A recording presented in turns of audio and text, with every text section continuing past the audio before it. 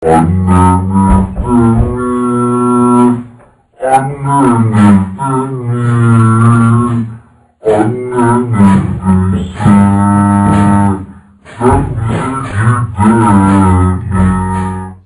evde mi? Annen evde mi? Annen evdeyse gel bize gidelim. Annen evde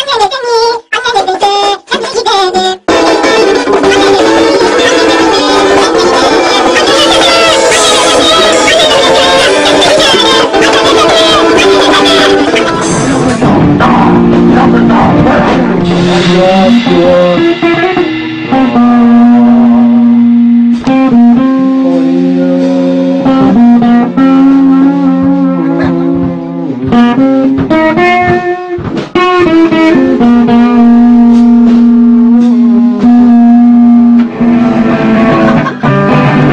Annen